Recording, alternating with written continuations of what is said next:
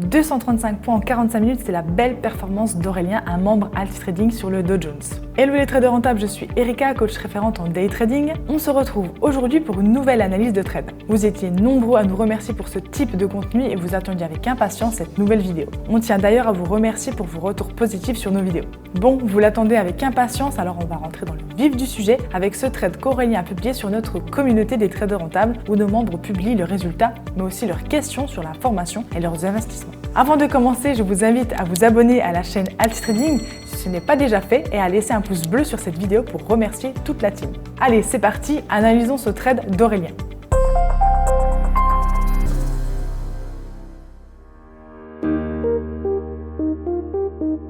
Aurélien a réalisé une très belle performance sur le Dow Jones avec 235 points en seulement 45 minutes. Pour rappel, le Dow Jones est le plus vieil indice boursier au monde. C'est un des indices de la bourse de New York que l'on peut comparer au CAC 40 français. Vous y trouverez notamment des entreprises telles que Coca-Cola, Apple, McDonald's ou encore Microsoft, ce qui fait de cet indice une référence sur les marchés financiers. Si vous aviez choisi de prendre le même trade qu'Aurélien, vous auriez pu repartir avec 235 € à 1 € le point ou encore 1175 € à 5 € le point, et ce en seulement 45 minutes. Découvrons maintenant de plus près le trade d'Aurélien et ses spécificités sur la plateforme ProRealTime. Nous voici sur les graphiques. Donc on va regarder dans un premier temps le H1 qui est l'unité de temps la plus longue. Donc là, qu'est-ce qu'on peut constater? En dézoomant bien, on voit qu'on est dans une tendance de fond plutôt haussière. On avait nos sommets de plus en plus hauts, nos creux de plus en plus hauts également. Ok, à partir de ce moment-là, à partir du 6 janvier, on voit que là, on était reparti plutôt baissier. Donc là, je vais vous montrer. Hop. On était reparti plutôt baissier. Si on va sur une unité de temps encore plus longue, par exemple le 1 jour, on peut voir qu'on est dans une tendance quand même plutôt haussière. On va regarder même sur, par exemple, une semaine. Voilà. On voit vraiment que le Dow Jones est vraiment dans une dynamique haussière depuis vraiment très très longtemps. Après, bien sûr, avec des phases de retracement, de correction, où le marché a besoin de respirer. Donc on est quand même dans une tendance de fond haussière. Si on va après donc sur une unité de temps 1 heure, on voit qu'on est venu atteindre des sommets au niveau des 37 000 environ, à peine en dessous des 37 000. Et là, à partir d'ici, on voit qu'on était plutôt dans une tendance plutôt baissière. C'est-à-dire que les sommets sont de plus en plus bas. Hop, les creux sont de plus en plus bas également. Hop, je vous dessine ça rapidement. Hop, voilà. Tant qu'on est entre ça et ça, on est plutôt dans une respiration de marché, mais dans une tendance de fond plutôt baissière. C'est simplement à partir de ce niveau-ci que là, on peut dire que la tendance haussière peut reprendre. Donc là, idéalement, si vous êtes débutant, moi je vous conseille de prendre quand même plutôt des baisses, parce que là, c'est un trade un petit peu plus avancé. Aurélien a un peu plus d'expérience, donc là, il va trader sur une unité de temps en M5 où il va prendre un achat, mais l'unité de temps un peu plus longue, le H1, on est plutôt dans une tendance de fond baissière. Donc voilà. Ensuite, on peut voir que ici, on est venu avoir plusieurs niveaux techniques importants. Donc là, on va essayer de les tracer un peu ensemble. Hop, droit de tendance baissière ici. À partir de 3 points de contact, on peut dire que la tendance baissière est validée. Donc là, on peut même se faire un petit canal, on duplique. Voilà. Donc là, ce qui est intéressant, c'est que où Aurélien a décidé de prendre position, on était venu déjà rebondir 2 fois sur la partie basse du canal. Et donc là, pour aller chercher le haut de canal, il y avait quand même énormément de marge, donc on pouvait avoir des objectifs vraiment intéressants à ce niveau-là. Hop. À partir d'ici, si on zoome un petit peu plus sur le graphique, on peut voir qu'on est venu atteindre un certain plus bas ici, 2 fois de suite.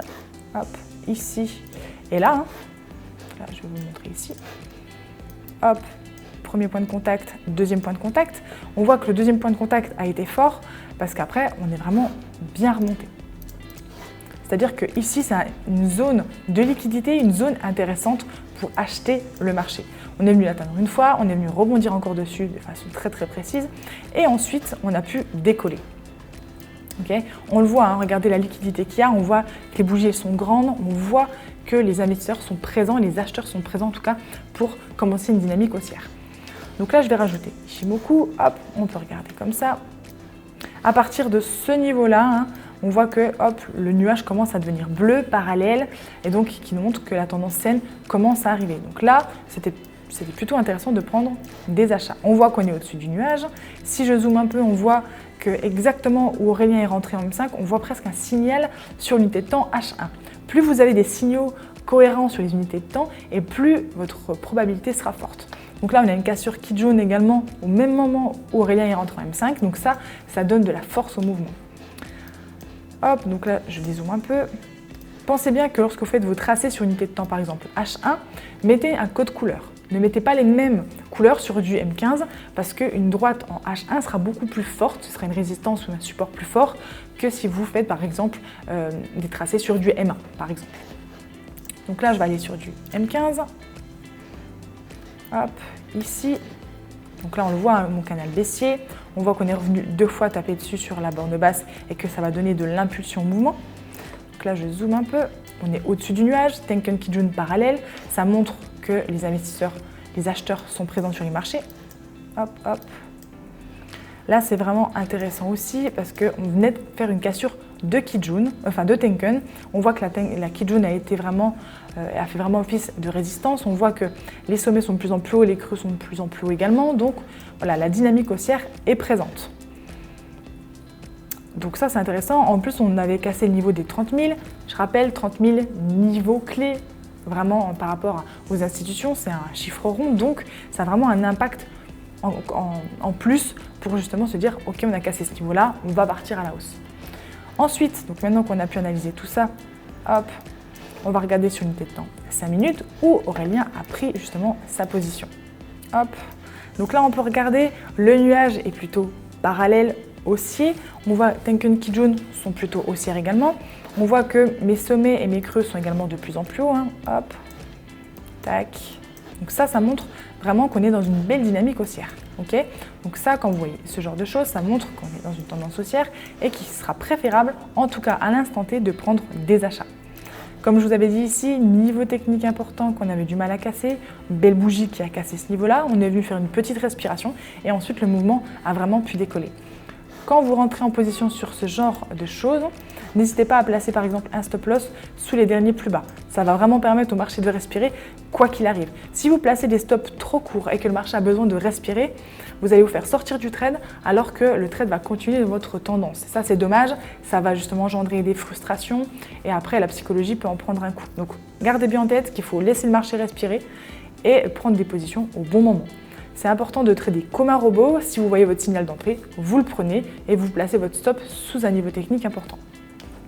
C'est ce qu'a fait Aurélien, il est rentré en position juste ici et il est sorti, voilà, après la mèche, hop, ici, juste après la mèche. C'est-à-dire qu'on arrivait sur un niveau technique intéressant.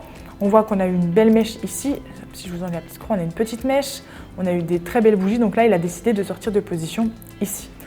À vous de voir, soit vous sortez sur un niveau technique important, soit sur invalidation de la stratégie, c'est-à-dire là vous sortez sur une cassure inverse de la droite d'entrée, ou alors vous pouvez clôturer une partie de votre position et laisser courir le reste. C'est vous qui voyez en fonction de comment vous vous sentez sur votre position.